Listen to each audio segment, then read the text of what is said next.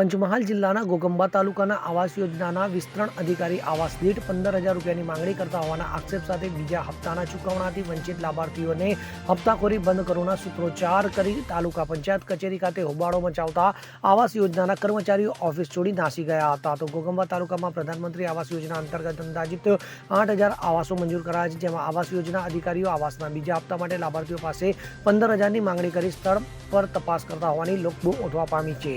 તો લાલચુ અધિકારીઓએ 2 દિવ્યાંગ લાભાર્થીઓ પાસે પણ લાંચ માંગી તેમના કામ અટકાવ્યા હોવાની માહિતી પ્રાપ્ત થવા પામી છે. ત્યારે આજ રોજ ઘોઘંબા ગામના સરપંચ નિલેશભાઈ વારિયા સહિત અન્ય ગામના સરપંચો અને લાભાર્થીઓ મોટી સંખ્યામાં ઘોઘંબા તાલુકા પંચાયત કચેરી ખાતે પહોંચ્યા હતા અને સરપંચો તેમજ લાભાર્થીઓના મિજાજને પારખી ગયેલા લાંચ માંગતા આવાસ યોજનાના અધિકારીઓ તથા કર્મચારીઓ ઓફિસ સૂની મૂકી ફરાર થઈ જવા પામ્યા હતા. તો લાભાર્થીઓએ આવાસ યોજનામાં હપ્તાખોરી બંધ કરવાના સૂત્રોચ્ચાર કરી હોબાળો મચાવ્યો હતો. તો અત્રે ઉલ્લેખનીય છે કે આવાસ યોજનાના લાલચુ અધિકારી અને કર્મચારીઓના કારણે વડાપ્રધાન નરેન્દ્ર મોદીની છબી ખરડાઈ રહી છે. તો રજૂઆત કરવા આવનાર સરપંચો તથા લાભાર્થીઓએ આવાસ વિસ્તરણ અધિકારી પ્રભાત બારિયા સામે કાયદેસરની કાર્યવાહી કરવાની માંગ કરી હતી. તો સ્થળ તપાસ તેમજ ફોટા પાડવા જેવી વિવિધ કામગીરી માટે ગરીબો પાસે લાંચ માંગતા અધિકારીઓ સામે કાર્યવાહી કરશે કે પછી તાલુકાના અધિકારીઓ સાથે જિલ્લાના અધિકારીઓ પણ સામેલ હોવાની લોકચર્ચા ઘોઘંબા પંથકમાં ઉઠવા પામી છે. દેશના વડાપ્રધાન શ્રી સમગ્ર દેશમાં ઘર વિહોણા અને ગરીબ પરિવારોને જ્યારે આવાસની યોજનાનો લાભ આપી રહ્યા છે, ત્યારે ઘોઘંબા તાલુકામાં પણ સેંકડો લોકોને આવાસનો લાભ મળ્યો છે. સરકાર દ્વારા એક સર્વેથી આવાસના લાભાર્થીઓ નક્કી થયા છે અને એ જે લાભાર્થીઓ નક્કી થયા છે એ લાભાર્થીઓને સરકાર દ્વારા પ્રથમ હપ્તાના પૈસા ચૂકવાયા છે. એ પૈકીના આજે અહીંયા અમારી સાથે જે લોકો છે એ લોકોને પહેલો હપ્તો ચૂકવાય લગભગ 7.5 મહિના જેટલો સમય થયો. પહેલો હપ્તો જ્યારે ચૂકવવામાં આવે ત્યારે એ લોકોને એવી સમજ આપવામાં આવી હતી કે તમે આ કામ તમારું જો 6 મહિનામાં પૂરું કરો છો તો સરકાર દ્વારા તમને વધારાના 20,000 રૂપિયાની સહાય આપવામાં આવશે. અને એ વધારાના 20,000 રૂપિયાની સહાય લેવા માટે આવાસના લાભાર્થીઓએ દેવું કરીને ઉછીના ઉધારમાં માલ સામાન લાવી અને પોતાના ઘરનું કામ પૂરું કર્યું. ત્યારે ઘોઘંબા તાલુકામાં જે ગ્રામ સેવકે જીઓ ટેગ અને ત્યાં સ્થળની મુલાકાતની જે કામગીરી કરવાની છે એ પ્રભાતભાઈ બારિયા નામના ઈસમ, જેમનો અત્યારે વિસ્તરણ અધિકારી તરીકેનો પણ ચાર્જ છે, એ પોતે છેલ્લા 4 મહિનાથી આવાસના લાભાર્થીઓએ એમના બીજા હપ્તાના કાગળિયા આપી દીધા છતાં એક પણ દિવસ એક પણ ગામમાં એ સર્વે માટે નથી નીકળ્યા, લાભાર્થીના મકાનની સ્થિતિ જોવા માટે નથી નીકળ્યા અને પોતાના ટેબલ પર બેસી રહ્યા છે.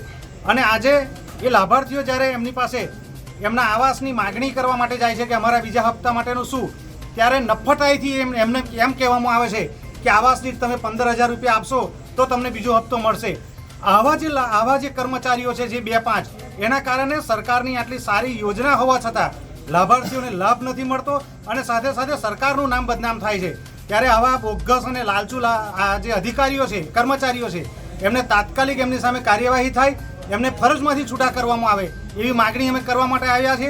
સાથે સાથે આ બધા લાભાર્થીઓ છેલ્લા 4 મહિનાથી વેપારીઓના જવાબ આપીને થાકી ગયા છે, ત્યારે એ લોકોને વહેલી તકે એમના બીજા હપ્તાના નાણાં ચૂકવાય એ રજૂઆત કરવા માટે અમે આવ્યા છીએ. કેટલા લાભાર્થીઓ? છેલ્લા 10:30 વાગ્યાથી અમે લોકો અહીંયા હાજર છીએ, તેમ છતાં આ ઇન્ચાર્જ વિસ્તરણ અધિકારી હજી સુધી એ આવ્યા નથી. હું આવું છું કરીને વાયદા કરીને 2.5 કલાકથી લાભાર્થીઓ બેઠા છે, હજી સુધી એ કચેરી પહોંચ્યા નથી.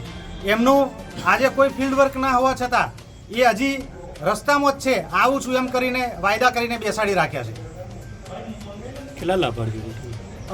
એકલા ઘોઘંબાના લગભગ 135 લાભાર્થીઓ છે અને આખા ઘોઘંબા તાલુકાની વાત કરીએ તો લગભગ 8,000 થી 9,000 લાભાર્થીઓ છે.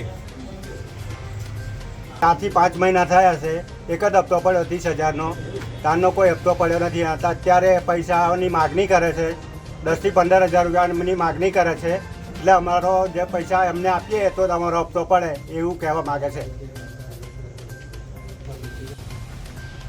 જે પ્રધાનમંત્રી આવાસ યોજનાનો આખા ઘોઘંબા તાલુકામાં જે આવાસ યોજનાનો લાભ બધા લોકોને જે મળ્યો છે 30,000નો, એમાં બીજા હપ્તા માટે જે લોકોએ ફોર્મ તાલુકા પંચાયતના ગ્રામ સેવકને પ્રભાતભાઈને આપેલા હોય અને એ પ્રભાતભાઈ ગત રોજ એટલે કાલે ધનેશ્વરમાં બીજા હપ્તા માટે ફોટો પાડવા આવ્યા તો એમને લાભાર્થી જોડે 10,000 થી 15,000ની માગણી કરી અને તે છતાં બી લોકો એમના એ હપ્તા માટે આજે 4 મહિનાથી દોડ્યા કરે છે, તો બી પૈસાની લાલચુમાં એ હપ્તો અત્યાર સુધી નોખ્યો નથી. અને આ હપ્તો વહેલી તકે નોખાય. ઘણા લોકોએ પોતાનું રકમ ગીરવે મૂકી વ્યાજે પૈસા લઈ અને સ્લેબ ભરેલા છે. એ લોકો રોજ રાત્રે ફોન કરતા હોય, જે જવાબદાર સરપંચ છે, તલાટી છે, એમને ફોન કરતા હોય, બીજે દિવસે સવારમાં તાલુકા પંચાયત આવીને બેસે છે તો બી આ ગ્રામસેવક છે ફોટો પાડવા જતા નથી ને ફોટો પાડવાની વાત કરે તો એ 10,000 15,000ની માગણી કરે છે અને પૈસા હોય તો જ હપ્તો નોખાશે, બાકી બીજો હપ્તો નોખાય નહીં. આવી ચર્ચા કરી અને કાલે સર્વે કરવા આવેલા અને 5-6 ફોટા પાડી પૈસા ના મળતા એ ધનેશ્વરથી ઘોગંબા પરત આવી ગયેલ હોય. અને આજ રોજ અમે લાભાર્થી સાથે ઘોગંબા તાલુકા પંચાયત રજૂઆત કરવા આવેલ છે, પણ ટીડીઓ સાહેબ બી હાજર નથી અને જે વિસ્તરણ અધિકારી તરીકે પ્રભાતભાઈ બી નથી ને ભાઈ એમનો ચાર્જ ધનેશ્વરમાં ગ્રામ સેવક તરીકે છે, જે પૈસાની ચોક્કસ માગણી કરે છે. અને કાલ અમારી જોડે ચર્ચા બી થઈ પૈસા છે તો બીજો હપ્તો નોખાશે, બાકી હપ્તો નોખાય નહીં, આવી ચર્ચા કરેલ છે. યોગેશ કનોજિયા સાથે CN24 ન્યૂઝ, ઘોગંબા. હવે જુઓ દેશ દુનિયાની તમામ ખબરો તમારી આંગળીના ટેરવે. ઉઠાવો મોબાઈલ અને Google Play Store પરથી ડાઉનલોડ કરો અમારી CN24 ન્યૂઝ મોબાઈલ એપ.